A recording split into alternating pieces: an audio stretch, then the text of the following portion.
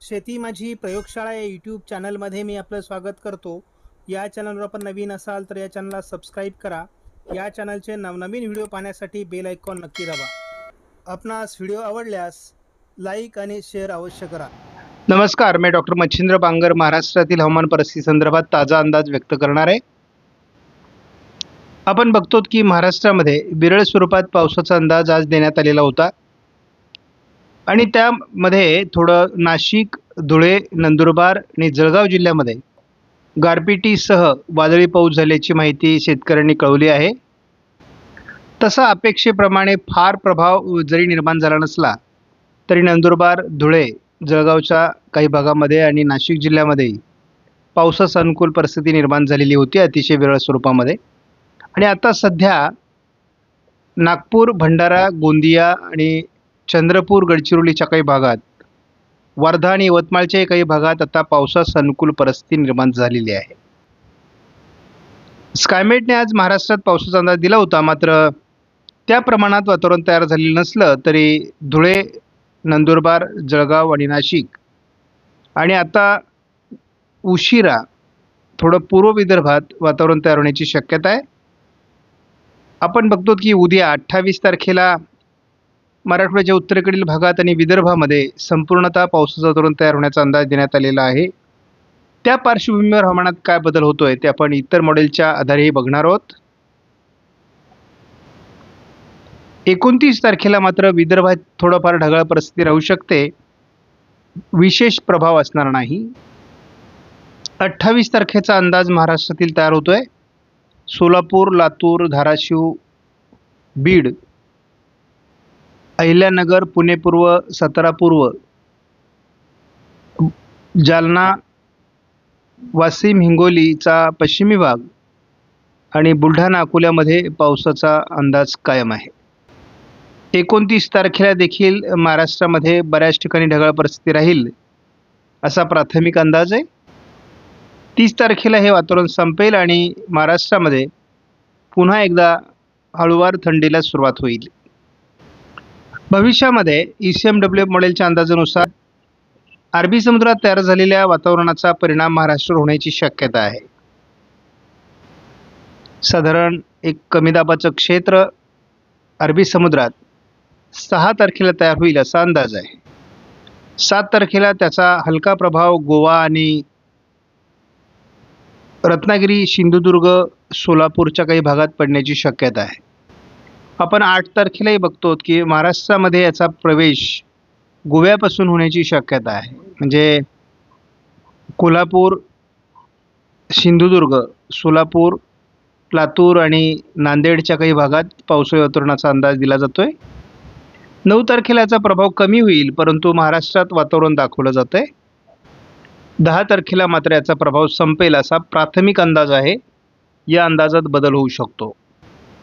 आपण जर महाराष्ट्रातील पावसासंदर्भात 10 तारखेपर्यंतचा अंदाज बघितला तर पुन्हा एकदा महाराष्ट्रामध्ये सांगली, कोल्हापूर, सिंधुदुर्ग, सोलापूर, लातूर, बीड, अहिल्यानगर, पुणे, सातारा, नांदेड, अगदी चंद्रपूर, गडचिरोलीपर्यंत पावसाचा अंदाज नव्याने तयार होतोय. जे 28 तारखेला तरी छत्रपती संभाजीनगरचा काही भाग, जळगावच्या काही भागामध्ये, अकोल्याच्या काही भागामध्ये, बुलढाण्याच्या काही भागामध्ये, जालन्याच्या आणि बीड, पुणे पूर्व भागामध्ये पावसाचा अंदाज अजून कायम आहे. 27-28 तारखेला महाराष्ट्रात अपेक्षित असलेल्या पावसाचं वातावरण कमजोर होत गेल्यामुळे फार परिणाम आपल्याला महाराष्ट्रामध्ये जरी जाणवला नसला तरी अतिशय विरळ स्वरूपामध्ये नाशिक, धुळे, नंदुरबार आणि जळगावच्या काही भागात पावसाचा प्रभाव तयार झालेला आहे. आपण महाराष्ट्रामध्ये अजूनही जळगाव, धुळे, नंदुरबारच्या काही भागात पावसास अनुकूल स्थिती बघतो आहोत. आणखी उद्या या स्थितीत भर पडण्याची शक्यता आहे. त्यामुळे जळगाव जिल्ह्यामध्ये, धुळे जिल्ह्यामध्ये, नाशिकच्या काही पूर्व भागामध्ये, संभाजीनगर, अहिल्यानगर, पुणे पूर्व आणि सातारा पूर्व भागात, जवळपास सांगली, कोल्हापूरपर्यंत अजूनही रात्री पावसाचा अंदाज आहे. त्यामुळे अजून देखील अंदाजामध्ये अहिल्यानगर, बीड छत्रपती संभाजीनगर, जालना, जळगाव, अकोल्यापर्यंत आणि इकडे जवळपास पुणे पूर्व, सातारा पूर्व, सांगलीपर्यंत रात्री पावसाचा अंदाज कायम आहे. हा पावसाचा प्रभाव, ही पावसाची ट्रप 28 तारखेला देखील सक्रिय राहणार आहे. त्यामुळे अजून पुढील जवळपास 36 तास महाराष्ट्रात पावसाचा अंदाज कायम आहे.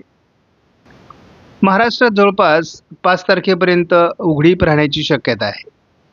मात्र 5 तारखेला थोडी ढगाळ परिस्थिती उत्तर महाराष्ट्रात तयार होऊ शकते.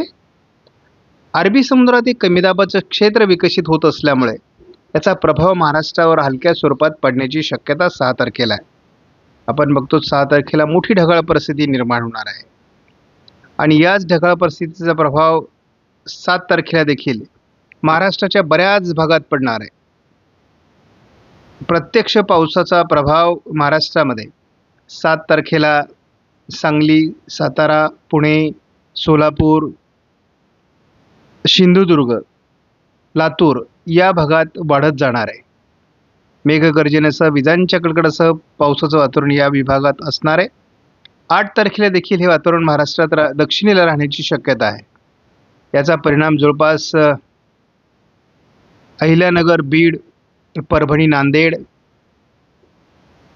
यवतमाळ, वर्धा, चंद्रपूर, गडचिरोली, लातूर, धाराशिव, पुणे, सातारा, सांगली, कोल्हापूर, रत्नागिरी, सिंधुदुर्ग भागात असण्याची शक्यता आहे. 9 तारखेला मात्र याचा प्रभाव हळूहळू कमी व्हायला लागेल. पण बघतो की 9 तारखेच्या दरम्यान हे महाराष्ट्रात जरी प्रभावी असलं, पावसास अनुकूल स्थिती असली तरी देखील फार प्रभावी असणार नाही. याचा प्रभाव पुढे पुढे कमी होत जाणार आहे. त्यामुळे अशा प्रकारच्या सिस्टम भविष्यात देखील तयार होणार आहेत जानेवारीमध्ये आणि पुन्हा अवकाळी पाऊस, पुन्हा गारपीट हे वातावरण तयार होत राहणार आहे. त्यामुळे हे सर्व अंदाज शेतकऱ्यांनी लक्षात घेऊन आपल्या कामाचं नियोजन करणं आवश्यक राहणार आहे. आपणास व्हिडिओमधील माहिती महत्त्वपूर्ण वाटल्यास लाईक करा, शेअर करा, चॅनलला सबस्क्राईब करा. धन्यवाद. जय हिंद, जय महाराष्ट्र, जय बळीराजा.